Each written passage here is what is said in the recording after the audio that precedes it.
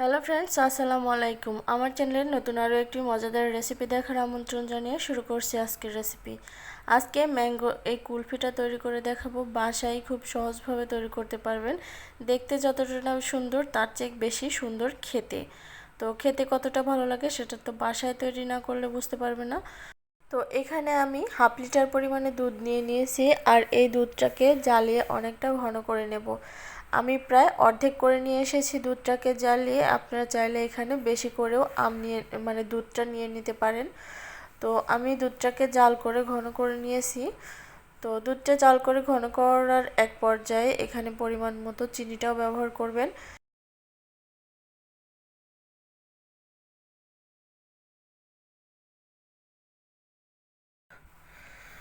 অনবরত নেড়েচেড়ে দুধটাকে জাল করে নেবেন, না হয় উতলে যাবে।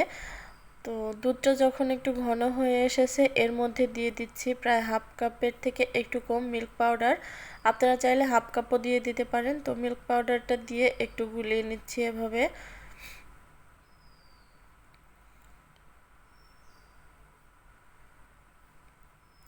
এতে করে আইসক্রিমটার টেস্টটা অনেক বেশি ভালো আসবে।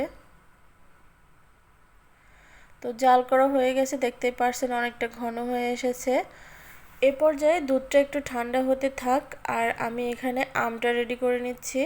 বড় সাইজের দেখে আম নিয়ে নেবেন, তাহলে আইসক্রিমটা দেখতে বেশি ভালো লাগবে। তো আমি কয়েকটা আম এভাবে কেটে নেব। এই যে 4-5টা এভাবে কেটে আঠিটাকে বের করে নিতে হবে, যেন আমের গাটা ছিদ্র না হয়ে যায়, সেদিকেও খেয়াল রাখতে হবে।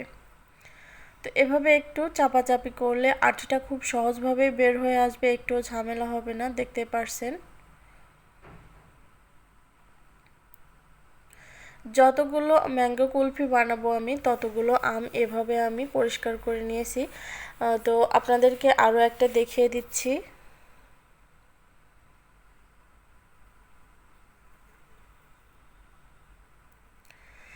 যেহেতু এখন গরমের সিজন, আর আমার বাচ্চারা গরমের সময় আইসক্রিমটা বেশি পছন্দ করে, তাই আমি বেশি করেই বানিয়ে রাখছি।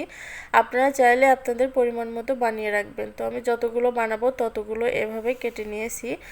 তো এখন আইসক্রিমগুলো ভরে নেব।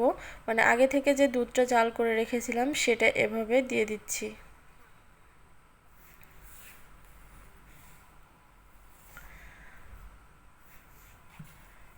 এই তো এভাবে ভরে আর মুখটা সিল করে দিচ্ছি।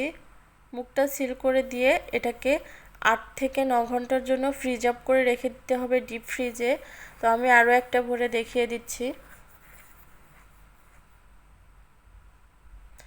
এভাবে একটা বাটিতে নিয়ে নেবেন, তাহলে এটা যতটুকু পড়বে ততটুকু আবার নিয়ে নেওয়া যাবে। তো এভাবে মুখটা সেট করে আমি ফ্রিজে রেখে দিয়েছিলাম। তো ফ্রিজ থেকে একটা বের করে নিয়ে আসলাম, আপনাদেরকে দেখিয়ে দিচ্ছি এটা কতটা পারফেক্ট হয়েছে। তো এভাবে একটা পিলার দিয়ে উপরের যে খোসাটা হয় সেটাকে আমি ছাড়িয়ে নেব।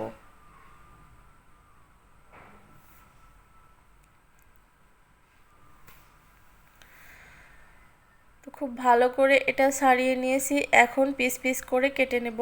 আপনারা চাইলে এর চেয়ে চিকন বা মোটা করেও কাটতে পারেন।